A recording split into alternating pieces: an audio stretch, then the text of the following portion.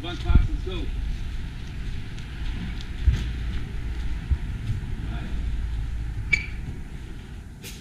Andre, I'll call you back in a minute.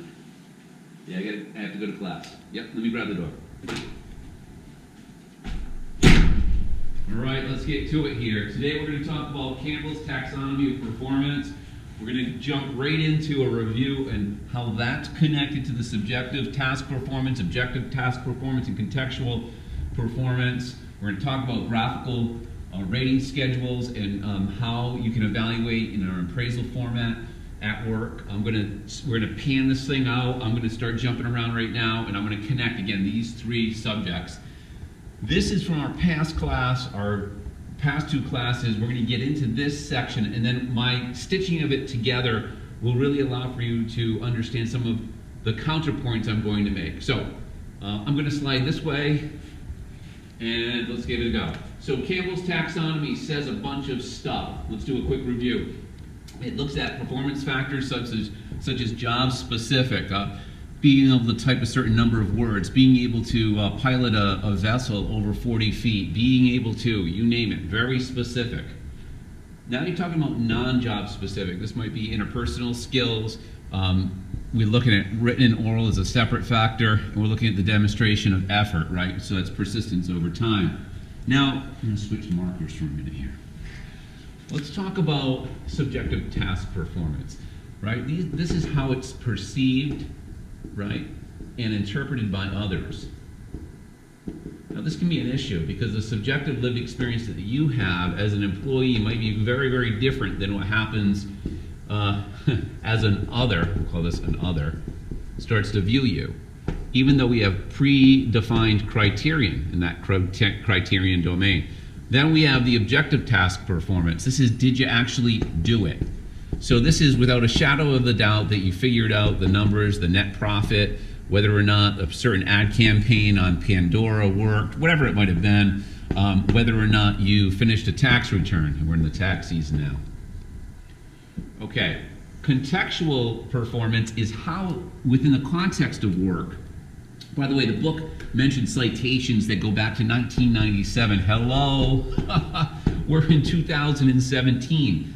That's 20 years ago. Now I know the book is new and I know I prescribed the book, but I want you to understand that things have changed. Contextual performance means how it's done within the stew, as I mentioned in one of the posts this week, the stew of work. That is to say, how it's embodied, how it plays out, how it's normified, the context, okay? How culture, how the work is cultural-fied, if you will, right? How culture impacts performance.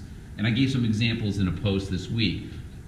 All of this points to criterion domain. Now, this is a lot. This is easy to do, right? Objective task performance. Did the person finish it on time, the project? Did they stock the shelves? Did they get the number of words nailed down properly for the press release that was going out in accounting today? Whatever it might have been, whatever the task was.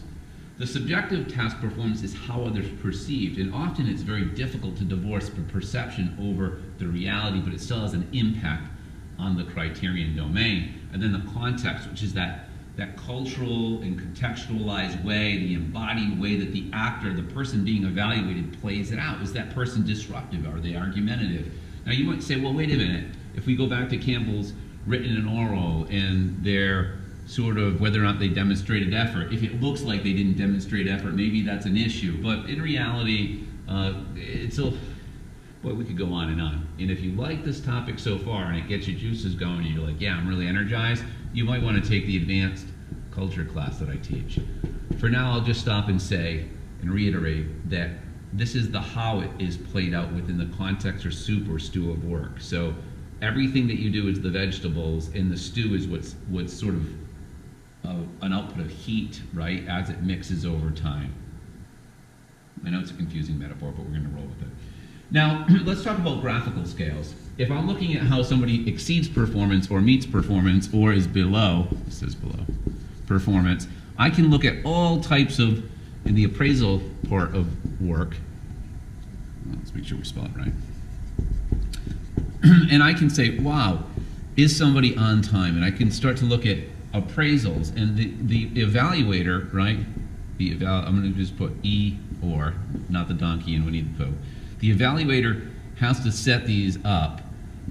The evaluate ed, you if you're reporting to a direct report, has to then review it, and then there's something that's done together, and that's that conversation for the review. Now, I'm going to give it a good rip here. I have an issue with this in modern day work. My issue is that in order for me to have an appraisal be effective, I can't be doing this appraisal in a way within the context of work that is an annual once per year review.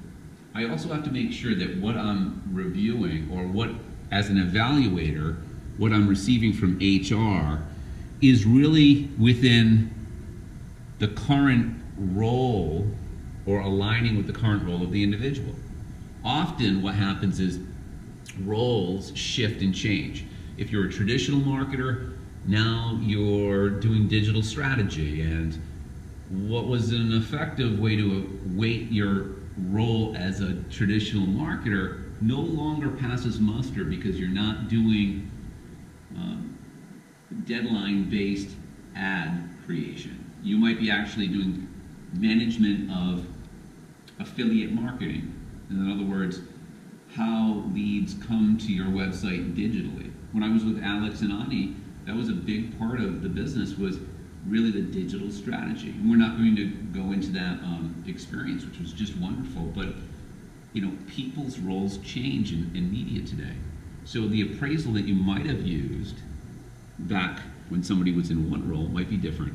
So with the migration of roles and the expansion of roles that somebody would have in a year, does it make any sense to use the same appraisal form only once per year? Does it make any sense to have a conservative view as the evaluated and try to downplay my success when I only see that person once per year for my appraisal, which by the way might be tied to my compensation? If I'm the evaluator, am I in a situation when I'm evaluating where I might create an HR issue because I'm being too critical on the evaluated? Well, so much is pent up psychologically, socially, emotionally during that time. Why are we still doing this practice this way? Just doesn't make much sense to me. This week during our Catalyst questions, as part of the online forum, we're going to dive down deep into this conversation.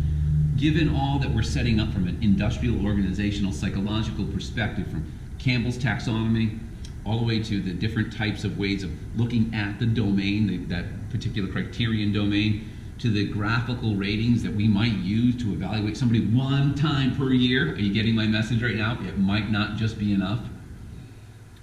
I want you to really criticize. I want you to dive down deeply and think with a critical, analytical way of redefining. You're going to make your own form this week, 5 to 10 questions to evaluate your performance as a student. And pretend that your evaluation had to be done every month versus just 4 times a month, 4 times per year, or just 1 time per year. In fact, I'm actually evaluating you 1 time per month based on a paper. So I'm sort of building in more frequent touches.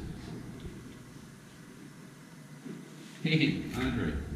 Yeah, I just had to do one of these burst learning videos for my students. We have a lot to talk about. We're rethinking the way people evaluate and appraise themselves and each other. Yeah, well, it's a big deal these days. Okay, sure.